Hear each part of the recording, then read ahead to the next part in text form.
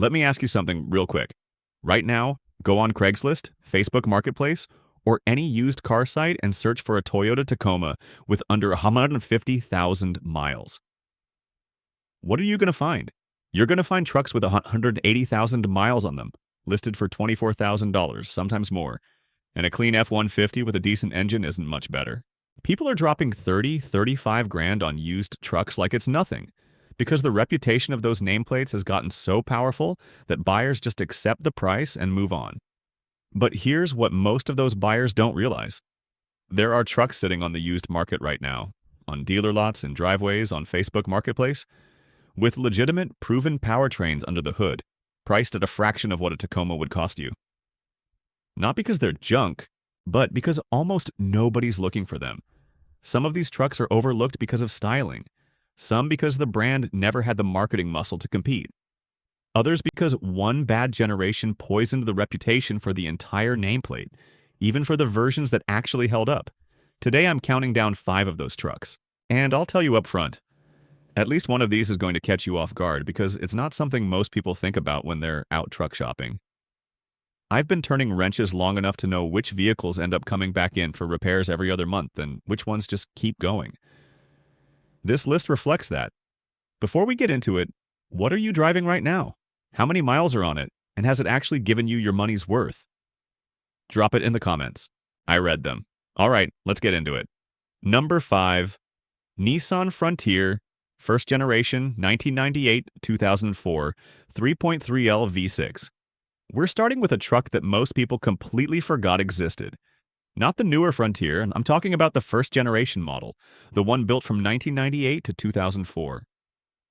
This thing fell so far off the radar that you can still find decent examples for $4,000 to $8,000 in most parts of the country, sometimes less if you're willing to do a little searching. Why is it cheap? Because Nissan. That's basically the answer. When American buyers think used mid-sized truck, they think Tacoma. The Frontier never built that same cult following, so it never developed the price premium that makes Tacomas so frustrating to shop for right now. Here's the version you want, the 3.3-liter V6 with the 5-speed manual transmission. That combination is simple, proven, and the manual in particular sidesteps one of the real concerns with these trucks, which is the automatic's tendency to develop shift issues as the miles stack up. The V6 is a cast-iron block engine. Not exotic, not cutting edge, but the kind of engine that responds well to regular oil changes and doesn't have a list of known catastrophic failure modes. Now, what do you want to avoid? The automatic transmission on these can get soft over time, especially if the fluid hasn't been serviced. It's not necessarily a death sentence, but factor it into your offer price if you're looking at one. Also, and this matters a lot in the Northeast and Midwest, rust. These trucks are old enough now that frame and body corrosion is a legitimate concern. Crawl underneath before you buy anything. The timing belt on the 3.3L is another maintenance item that has to be respected. If the seller can't tell you when it was last done, budget for it immediately. A well-maintained example with the manual gearbox and a clean frame can easily surpass 200,000 miles. These aren't complicated trucks, and that simplicity works in your favor when something does need attention. Parts are cheap, and any competent shop can work on one. Buying tip. Before you make an offer, get under the truck and look at the frame rails behind the rear wheels. That's where these tend to rust through first. A surface coating of rust is normal on an old truck. Structural rust is a different conversation. Number 4. Mazda B-Series. Overlooked. Partly because people don't know it exists. Partly because used truck buyers who do know it exists aren't sure about parts support for a Mazda pickup. The irony is that parts support is excellent, because it's mostly a Ford under the skin. What to watch?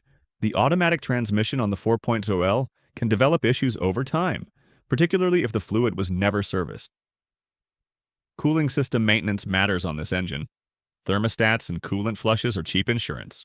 And again, rust is a concern on any truck this old, especially in states where roads get salted in winter.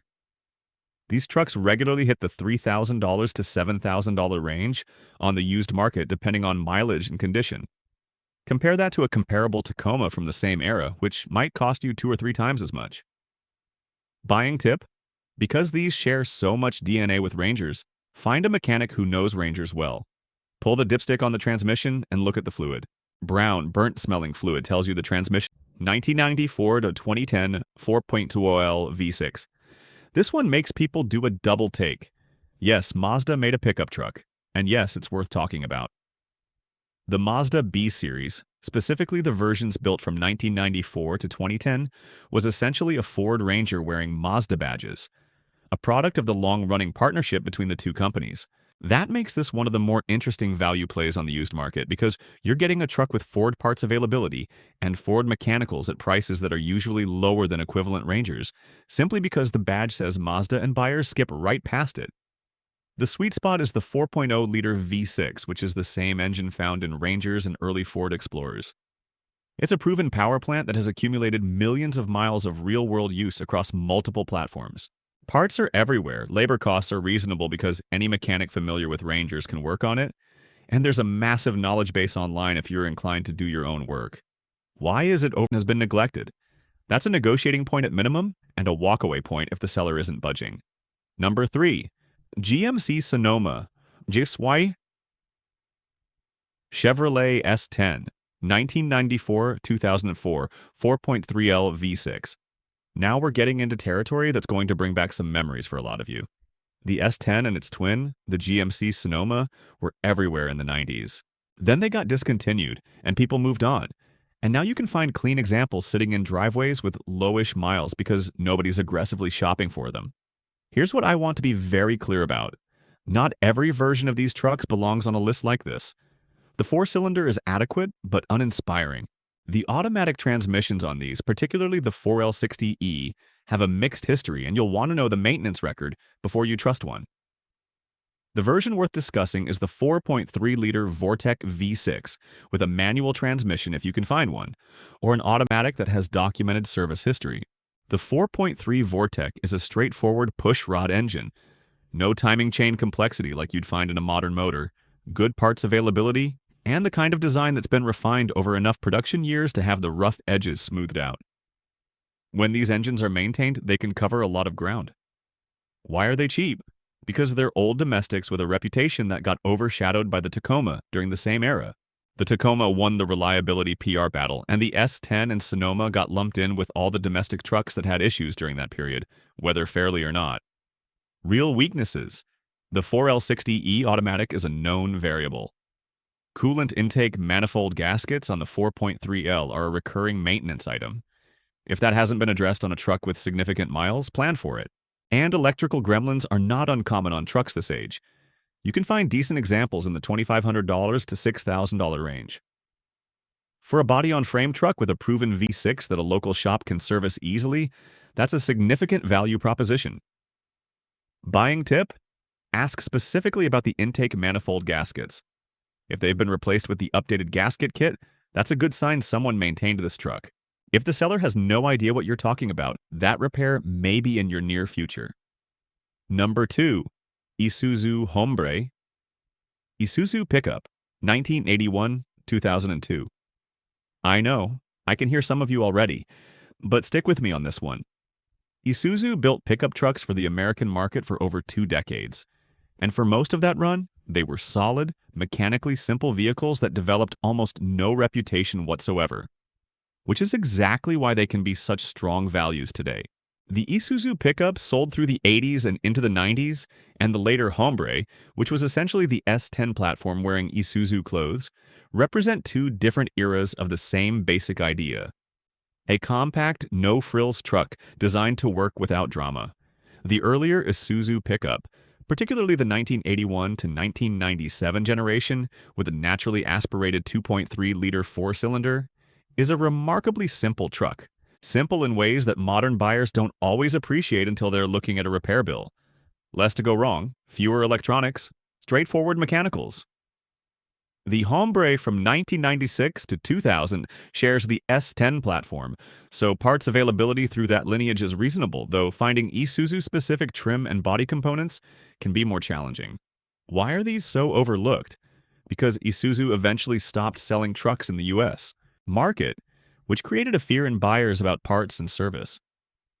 That fear is somewhat overblown for the mechanical components, many of which cross-reference to other GM and Isuzu applications.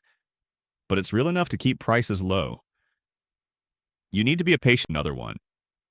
But that premium has moderated significantly on the older generation, particularly the 1998 to 2011 models.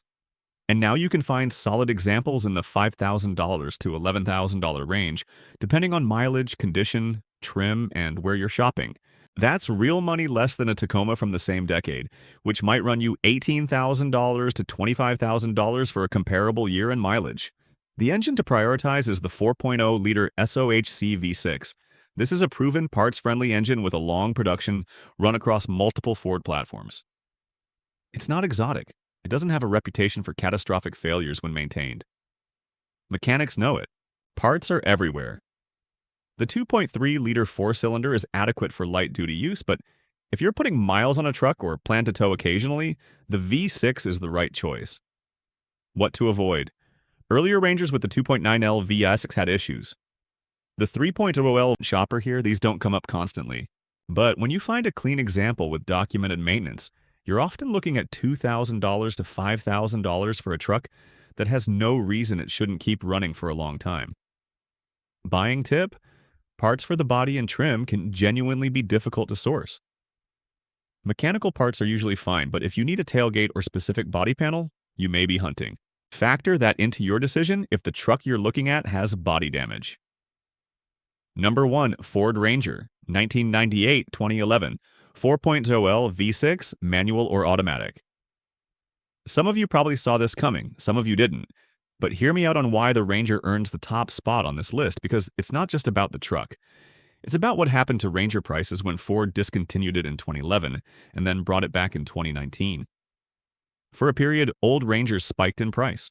Nostalgia buyers, off-road enthusiasts, people who loved their old Ranger and wanted Vulcan V6 is functional but not the star of the show.